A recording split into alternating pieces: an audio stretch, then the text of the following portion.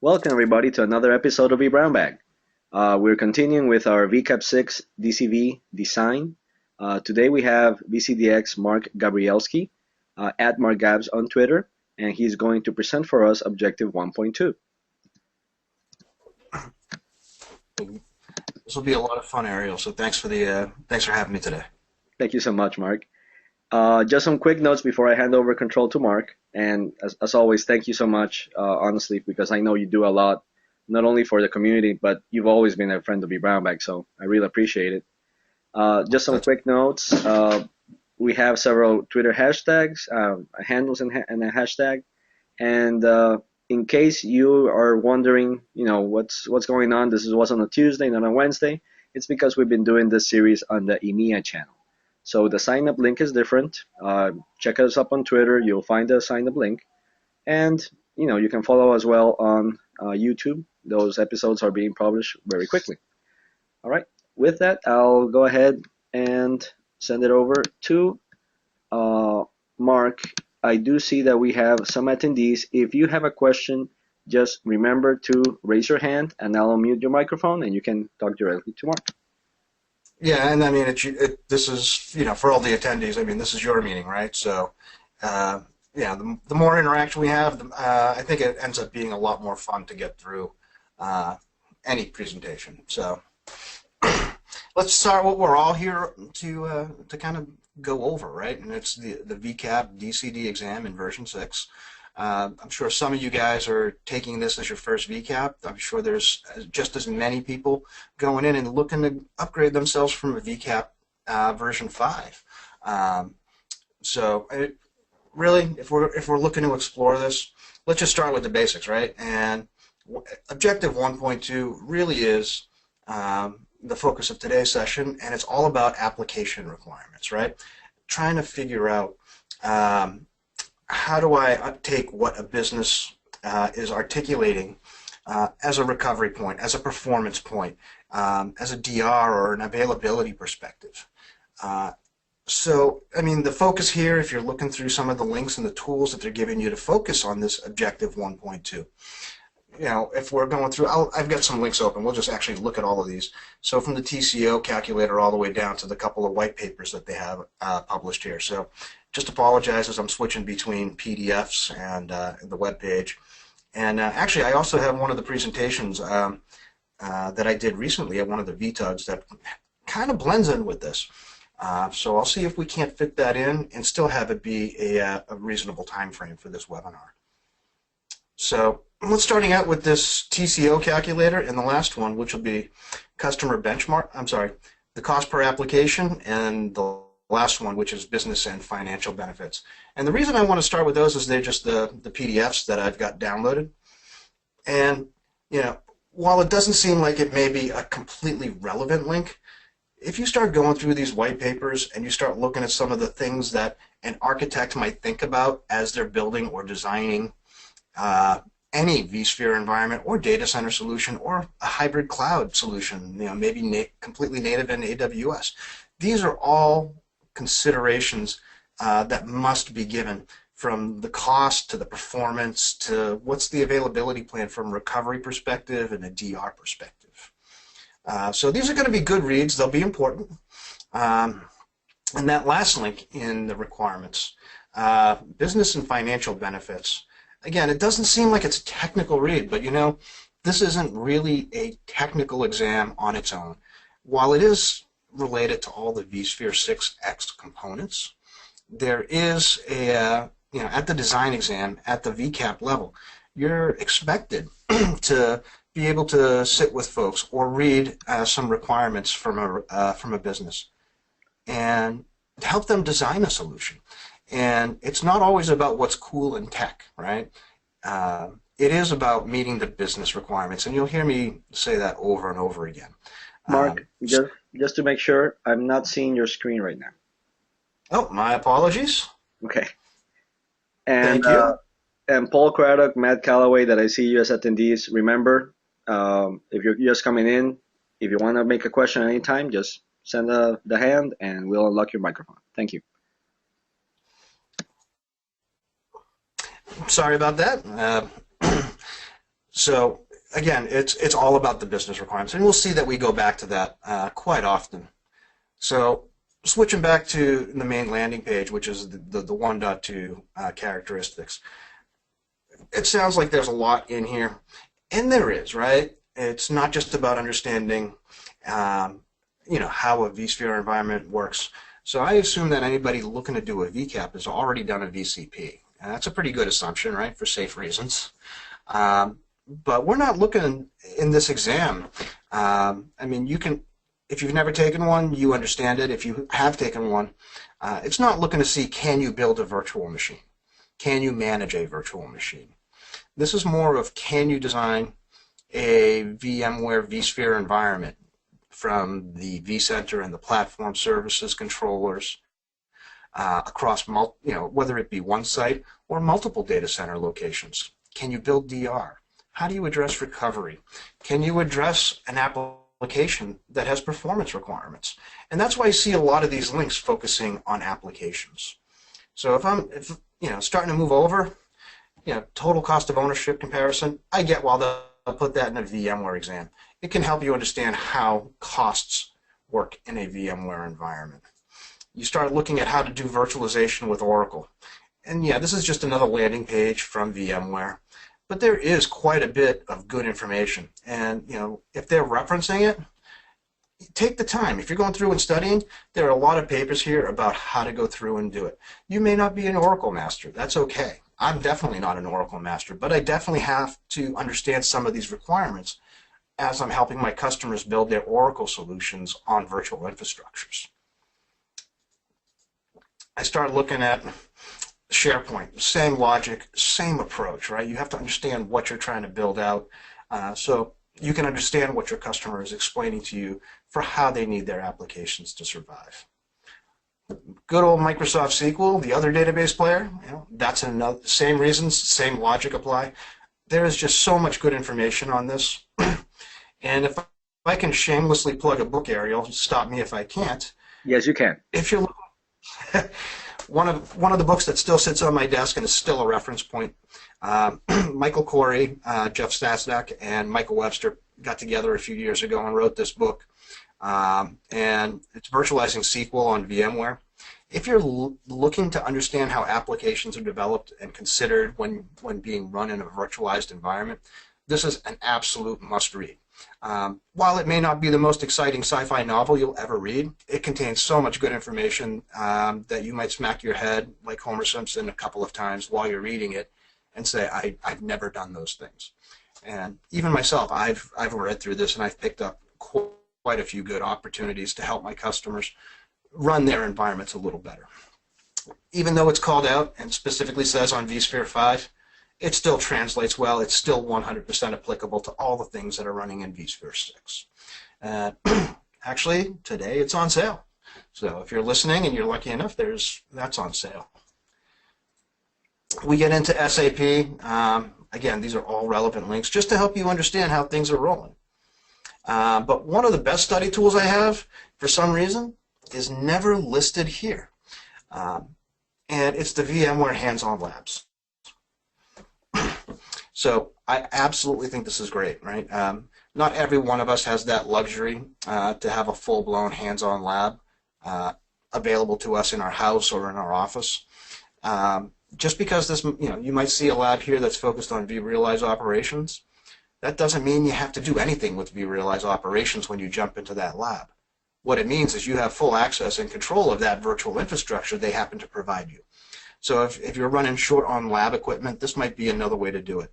There are quite a few other ways to do it, but this is really cool. This is, if there's any components here you're not really familiar with that are called out, such as Site Recovery Manager or the replication functions, you can definitely sit here and you'd get some good knowledge. You get a good working understanding of the product, the configuration of any one of the products.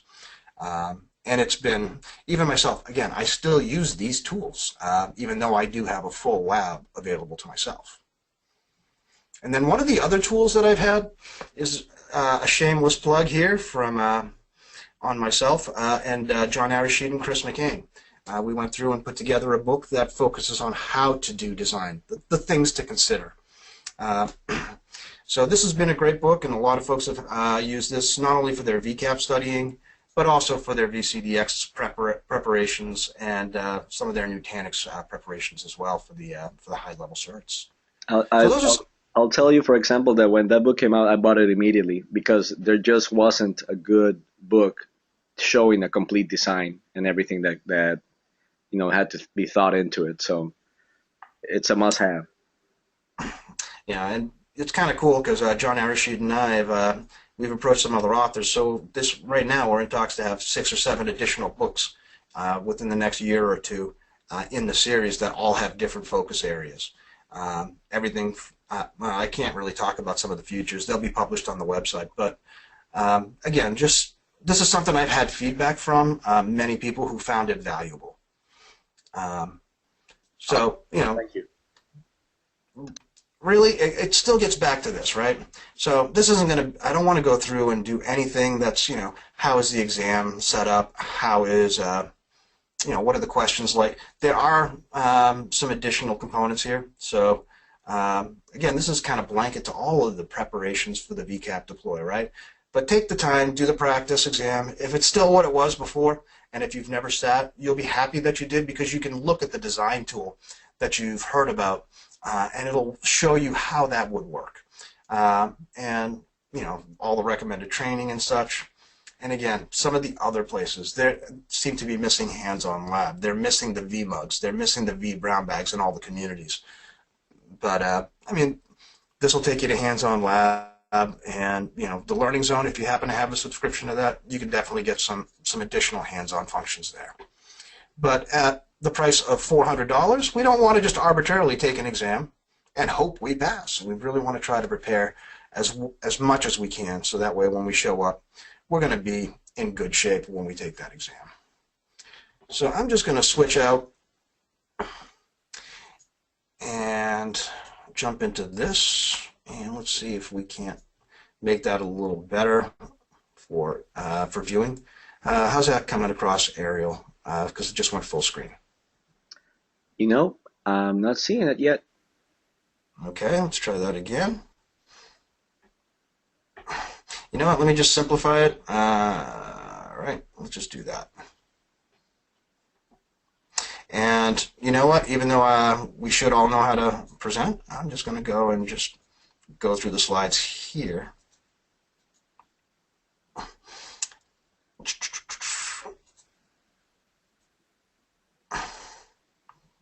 Sorry about that, folks.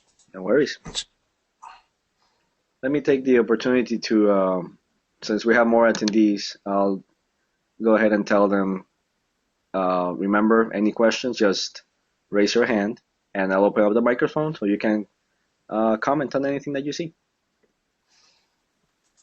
All right, cool. So, excuse me, I don't do a lot of animation, so this is just as good. But, whenever I'm designing for applications,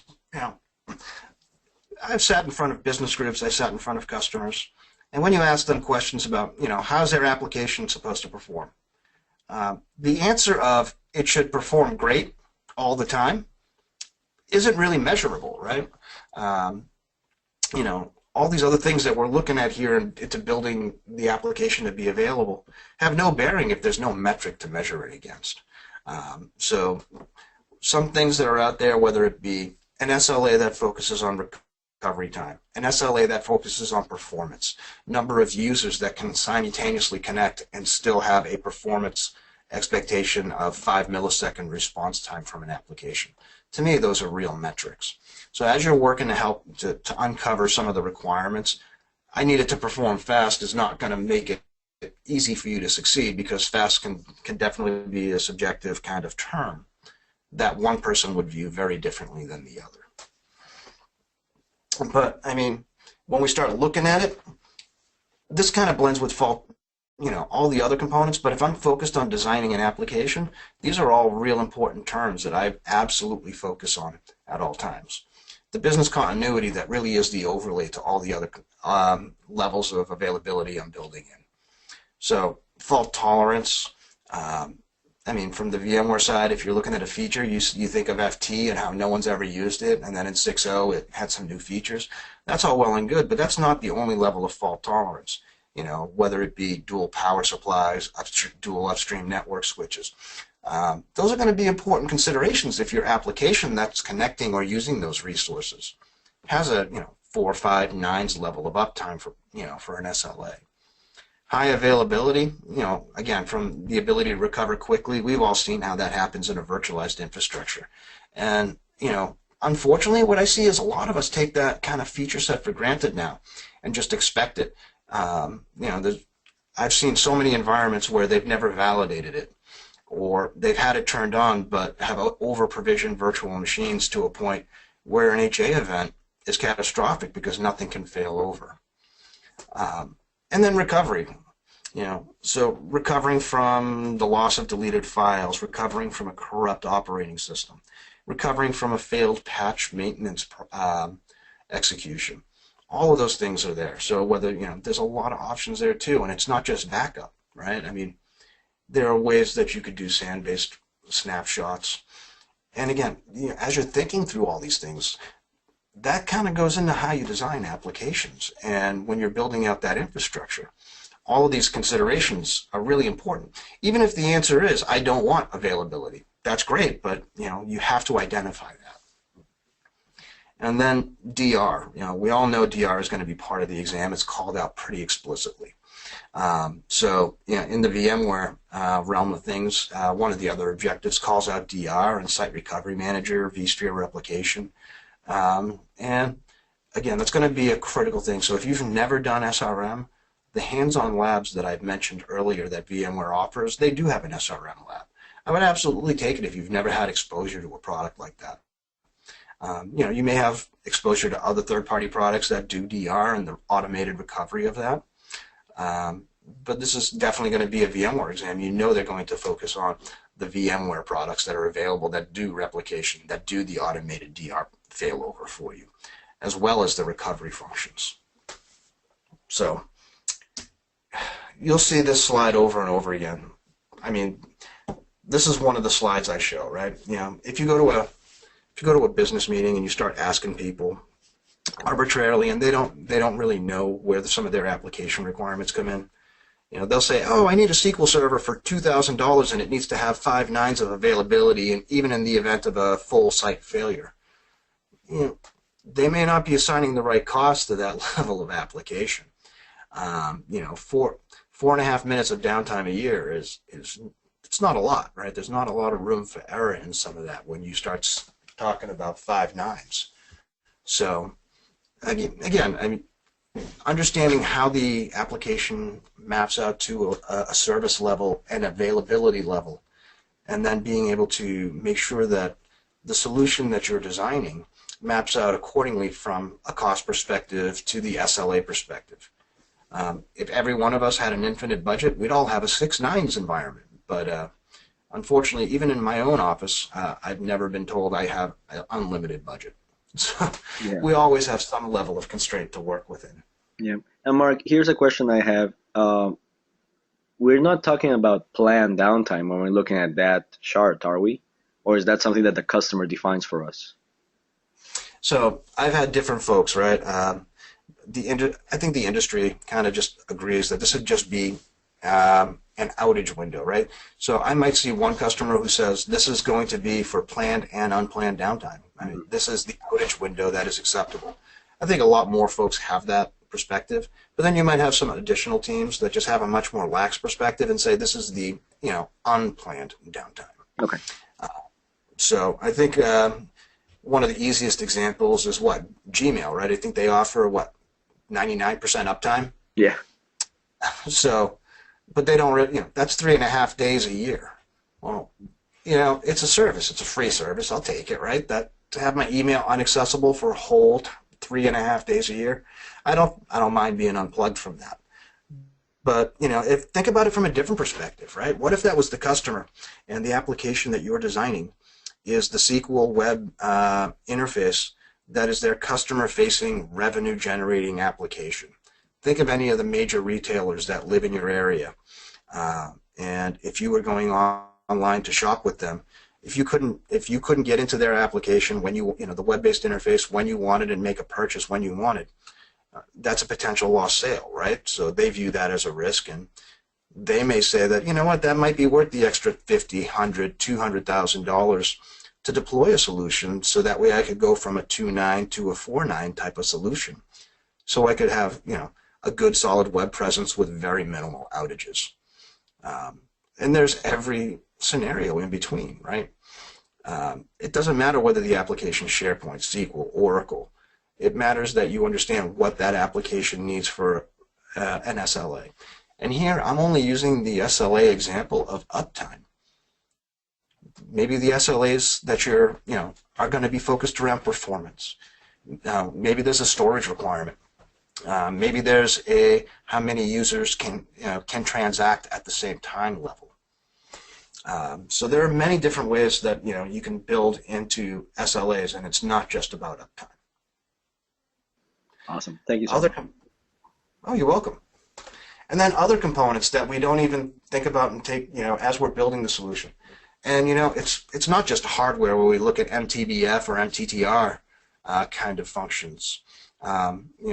Meantime, while a lot of those do have MTBF, that's really focused on hardware for the most part, right? How long is it between potential component failures?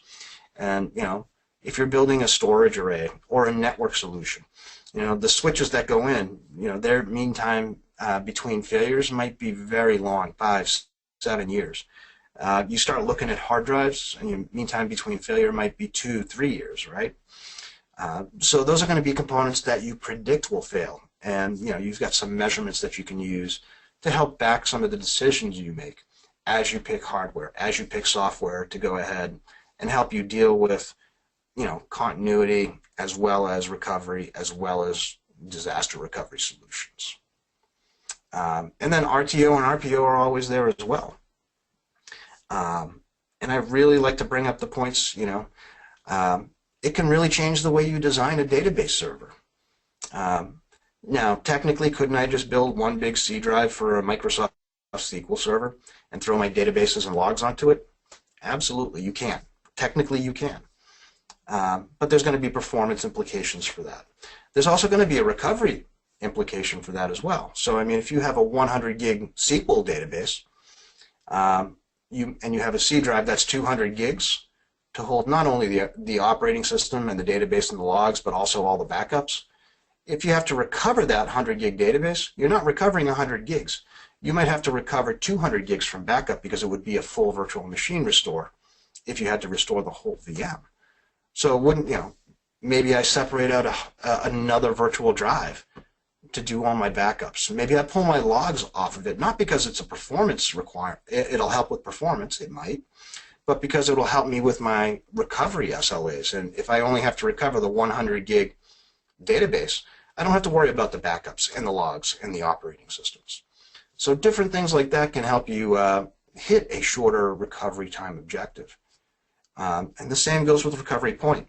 How far back can you roll back and lose data? And being able to understand those types of things as you're architecting and preparing for this exam, those are going to be important points to note. One thing I always love hearing is, well, if I have a 4-hour recovery point objective, I'll just replicate every 4 hours. Well, if you do that, you have the potential to be in a position where if all the stars line up correctly, and you had a failure, because you're only replicating once every 4 hours, you have the potential to have data that's 7 hours, 59 minutes old if there was a failure. Mm-hmm. So if you have a 4-hour RPO, you might want to replicate every 2 hours. So little things like that can be beneficial to folks as they're learning to build out these environments. And again, meeting the business requirements is what it's all about. And really, if we start going through it, one of the things, I always see this, I always bring it up, DNS, time services, authentication, the ability to connect to the net, and it's been even more prominent for the last few years. We've all seen how time services now are really an integral part. When you're building and thinking about these components, Don't take them for granted when you're building and designing applications. Always make sure that if if you need to talk to Active Directory, make sure it's there. Make sure that you're in sync with time on Active Directory. Call those things out. As you're deploying applications, make sure the DNS environment's right. And if it's just a large desktop rollout, make sure you've got the DHCP services and you've tested and validated these components. Know how they work. Know how the replication times work, how time to libs works. And in general, NTP, Windows 32 time, it's Windows versus Linux. But the end result is both are going to be critical, because I could have the whole environment in my office be 5 hours off. As long as everyone in my environment is 5 hours off, that's great. The solution will work. If one person is even 5 minutes off, well, we've all seen what happens when we try to log into Active Directory or our clocks aren't synced up. Exaggerate that and take it to scale with a large distributed application, and you could see how everything could just fall apart. Even considerations in the data center, I'm just going to kind of breeze through some of these, because it's great if we have all these different feeds and generators to make sure that our data center is redundant. But another set of arrows would be wonderful to have different power feeds and all these feeds and generators running on different sides of the building. Just in the New England area here in the States, we very often have outages that are caused by contractors digging up the street, fixing potholes and road repair, and taking companies offline for days at a time. So even little things like this that we take for granted. If the application lives in this building, those are going to be some of the constraints you have to live with. Same thing when you get down to a rack level. We have power and network and SAN fabric. I know very few environments where we only have one switch at the top of the rack. Usually we have two switches and dual connect everything. Even in physical servers, we start looking at some of the components in there. I might have two 10 gig LAN on motherboard connections for my network in some of the newer servers that are available today. That's great, but if they're both happen to reside on the same motherboard or the same little PCI slot, that's potentially a risk. However unlikely it is nowadays for a network card to fail, it's still a risk. And being aware of that as you're building the components that fit into a server, line up with a lot of the objectives in 1.2 and other objectives. Because if the goal is to avoid failure and maintain the application's availability, removing as many of those single points of failure is really going to be key. Even physical servers, when we take two drives, a lot of folks have transitioned in their ESX builds now, and we use the SD cards or the USB drives inside the servers to boot the operating system. And that's great, it works really well, but what if that drive dies? And most of us have a highly available vSphere environment, and maybe we mitigate the risk. Yeah, we can let HA work and we'll have our VMs back in 5 minutes. But if that's not an acceptable answer, for the loss of a single drive, I still have a few customers that do put, two drives into a physical server, put them behind a RAID controller, and eliminate the drive as the single point of failure. But then they introduce a new single point of failure, which is the single RAID controller. So there's a lot of ways you can take a look at some of these things. There's pros and cons to everything. No one can eliminate every single point of failure. You're just looking at eliminate as much as you possibly can. Same with network. On that topic, I wanted to bring you something that, that just happened to some friends of mine, that they're having their SD cards are failing because some new features are writing more and more to the SD cards, and they're not supposed to be as good as a hard drive is. So they're seeing a higher rate of SD failures to the point that they're considering going back to hard drive. So there's a lot to see as a design plays out, to see if it actually was a good idea, right? So if we're going to focus on that topic for a segue for a moment, I'd love to, because I've been doing the SD cards as my preferred mechanism since version 4.0 came out, which, I don't know, I think that's 2006. I even have some environments where I implemented it, they're still running on those same SD cards. So if you have, if that's going to be an example that you want to bring up, people having failures with that, one of the things to mitigate some of that would have been log files are redirected when you do some SD cards. So that helps. but there are still some scratch disks and things that we want to try not to put on those SD cards. Mm-hmm. So there are ways you can get around some of those components. And even today, in some of the newer hardware, I know Dell is one of the vendors that's done it for a very long time. I believe HP and EMC, Lenovo, most of the vendors do have it. And it's dual SD cards that are mirrored. Mm-hmm.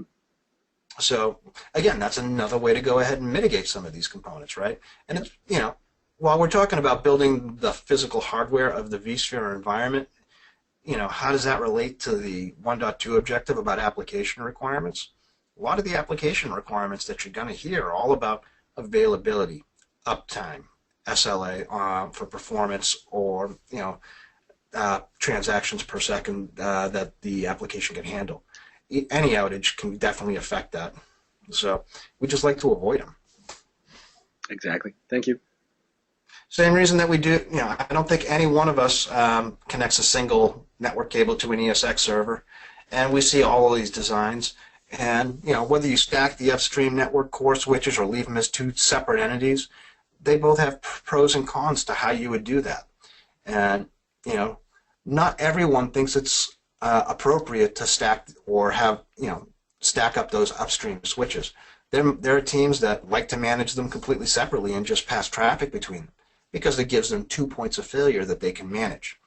And then you'd have a different argument from different teams, where they might say, well, I want to go ahead and have a single management pane for my network. So they'll stack these and treat them as a single logical entity. So many variations on that. Same with storage, and storage arrays are a single point of failure. Some folks have a SAN virtualization software that they can put in where, vPlex is a pretty utilized one on EMC arrays. And really, that means whenever you write to disk, you're not just writing to one storage array, you're writing to both. And it's seen to you as a single logical drive. So, again, some applications may have this type of need, right? They can't go down at any point in time. So if you're really looking for that 5 nines, this might be something that you would be implementing in your environment. This is always my favorite, which is clustered virtual machines. And, back in, I started IT in the 90s, and clusters were something that we did, and it was a very tedious process. I remember in NT4, it could take up to a full day, sometimes 2 days, to set up just the basics of a 2-node clustered application. Today, we set up VMware clusters in a matter of minutes, right? We get ESXi installed on them, and we get some HA. And back in the 90s, we didn't have SLAs the way we have them today. We didn't have the expectation from the business that we're always on. But for those critical applications, they didn't want a hardware failure to bring down an application that was important to the business. So you saw some clusters that existed out there for that reason, to help you alleviate the hardware failure. Now, that's well and good. So VMware, with its native HA, helps you alleviate one of those problems, right? So if a host fails, VMware HA just goes and fires up the VM on a surviving host. But we do have that application outage during the HA event. So I have customers who still, to this day, however much they don't like it from a management perspective, the business likes it from an availability perspective, because they might have 2 virtual machines that live on 2 different hosts. And if one of the hosts fails and one of the nodes of the cluster fails, they may only have a 30-second window when the application is not available. And 30 seconds versus 5 minutes might mean a lot to a business, again, depending on what the application is doing, who is utilizing that application. So the other argument I get for clusters too, what if you had a very long patch maintenance cycle, right? And I bow to the folks that bring these things up, because it's a valid point. If you have 2 application servers and they're running on a Windows operating system, and it comes time for Patch Tuesday, and then you go to patch your operating system and your application, there's no way you can guarantee your application would be patched and up and running in 30 seconds. So people who still deploy clustered virtual machines, or a physical and a virtual machine that are clustered, or 2 physical machines that are still clustered. They might be doing it just because they know the patch and maintenance window might be 4 or 6 hours to do work on a machine, and they still want the application available during the maintenance window. So I still see this as part of the considerations and the things that we have to address as we're looking at our applications. And today it becomes even easier, right? Anyone who still might run Exchange on-prem knows all about DAGs and how now you can have 2 database servers running and replicating all the data, because the mail will still be available that way, but there's no clustering per se, the way we did it where we actually used to have shared disks like this. And again, it all comes back to making sure you're meeting SLAs that the business wants to hit. When we did virtualization, we got spoiled, right? These are all the things that we expect now, so this will be a nice quick set of slides, right? We all manage our environment. We're all looking through a vCenter, so now we get a global view of our environment. So vCenter now becomes a main point, right? That becomes the application that we as administrators care about, and it's made hitting a lot of these goals much easier, right? In the old days, it was that one-to-one that I was just describing on clusters. Today, we have many VMs on one piece of gear. We take for granted the ability to use vMotion and move our workloads around, whether it be from an availability perspective, preventative maintenance, or just shuffling the workload around to get better performance. We got storage vMotion. We can move from one set of disks to another, again, whether I'm migrating from one old SAN or to another. Or whether it's rearranging the way my VMs live on disk to better their performance. DRS will automate a lot of our workload. Again, these are things that we seem to take for granted now when we build up a VMware environment, and it's just really cool to see how these technologies have improved over time and all the new features that they've added into them. And in 6.5, which is not relevant for the design exam, I mean, DRS has had some new features that make it even easier to avoid that running into a slot size problem. So even today, the configuration of DRS has become greatly simplified. HA we've talked about, and hopefully, we've experienced it. We've been happy it worked. We just didn't like that we had a failure. And fault-tolerant VMs, they're out there, but it becomes a very expensive VMware cluster that would run fault-tolerant VMs. And I say that because when you start reading the limitations, you'll see that there's no more than 4 virtual machines that should run on a host if they're being marked as fault-tolerant VMs. But at least today, it's a lot better than it was in 5X time frame, where we can only have a single CPU running on a VM with fault tolerance on. Talked about recovery, and regardless of the backup solution you used out there, we can back up a whole VM, we can restore a whole VM, we can restore the individual files. This comes into the, again, the availability and continuity strategies that you're delivering for your applications, for your virtual infrastructure as well.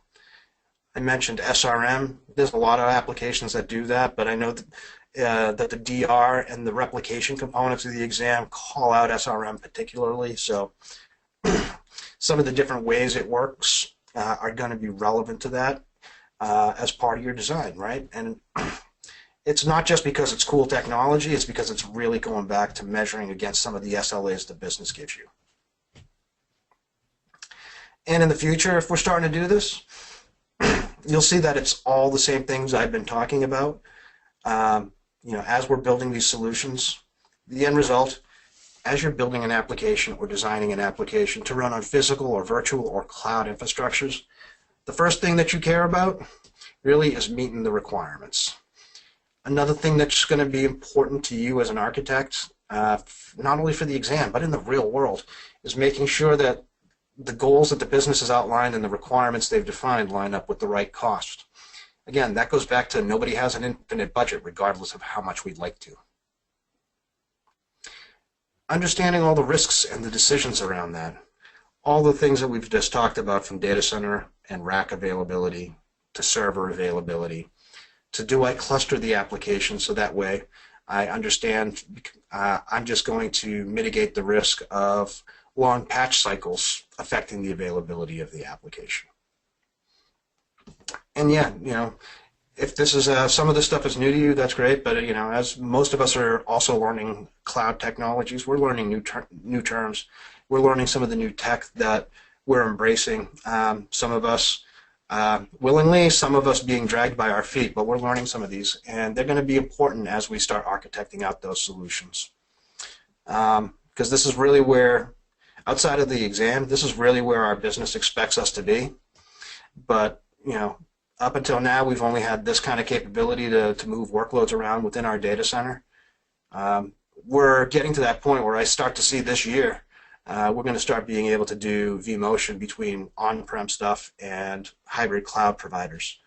And yeah, it's just really exciting to start to see some of that, and I'm going to look forward to that as they go through and start doing the next generation of this VCAP exam and how that fits into the designs that we're going to go through. And some of the ways that they'll present those questions. I think that's going to be a lot of fun to look forward to in the next 2 years. So really, I mean, it's all about the availability of your applications from the business's perspective. You might use 7, 8, 10 different tools to accomplish some of those. You might only have to use one tool to help get some of the application. What if your business doesn't tell you SLAs? Write your own. Even if they're wrong, start writing your own. I mean, that's more from a practical perspective, but from the design perspective.